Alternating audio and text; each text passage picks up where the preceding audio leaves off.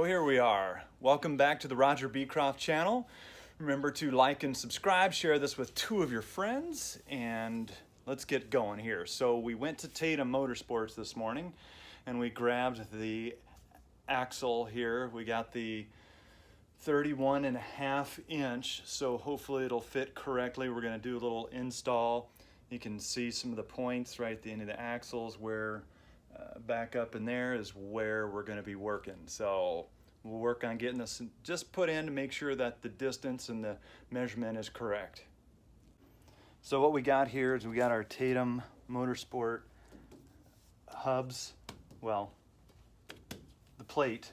And what we're going to do is we're going to take the axle and we take our 934 CV joint. And again, this is just to size it up to make sure it's all going to fit all right. So we got this puppy in here. Then we carefully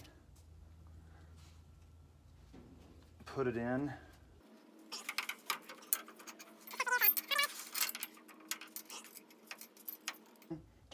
Set that CV joint up there.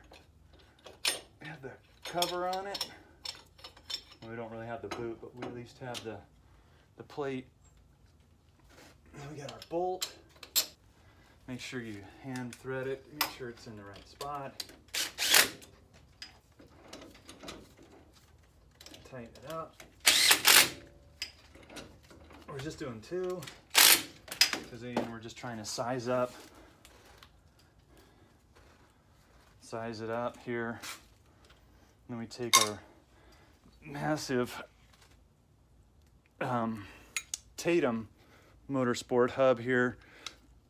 It's got the 934. This puppy's pretty heavy, probably weighs, I don't know, like 30 or 40 pounds,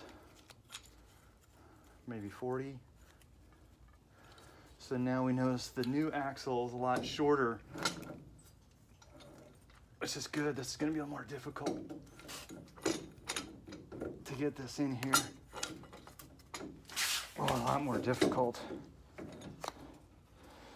If it's too heavy,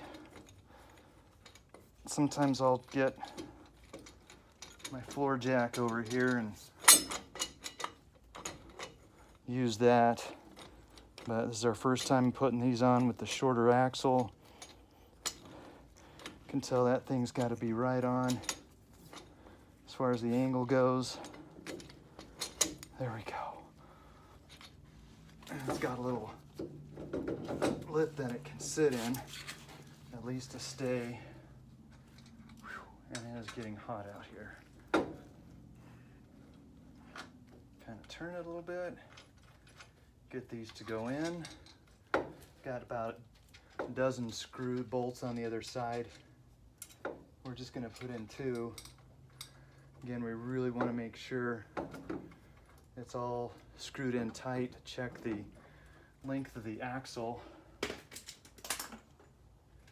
got our drill here to just lightly screw that on there.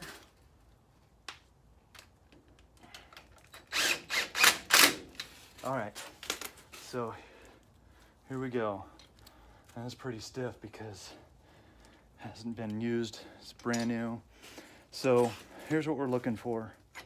Right here, we've got this axle. So once we put this retainer clip on, which here's the retainer clip here, by the way, where's the camera? There it is. So you can see here's the retainer clip. So when you take off a retainer clip, this is what they look like. They get, what do you call it? They get ruined. So if I use this one again, it lost its spring to hold together and stuff. You just want to throw this away. Do not attempt to try to reuse these. They're cheap. If this thing comes off when you're riding, it could get inside your CV joint. It could ruin that. Also the axle, if you can see, this axle goes past, and with one of these clips on here, the new one, I'm not going to put it on yet because we're not ready to totally assemble it, but you can see or can you see? Oh, say, can you see? So anyways, so you can see if this were to slip or not have that clip, it would go in and you can hear it, it's hitting the transmission. So the reason why we have the retainer clip on both sides is it's on the top. This axle doesn't come out because it's being held up here at the top by this front plate here from coming out. And then the on this side, it's not going to hit the transmission because it's being held by the clip on this side right here. So that's why you don't want the axle too long. If the axle was too long, bam, it would hit. But now with this in here, it's not going to hit. So with this in here, we almost, how big this is, we almost could have gotten away with a shorter one, but we didn't. There wasn't quite enough room, so we had to go with a little bit of a longer one. Otherwise, the shorter one would have been maybe too short.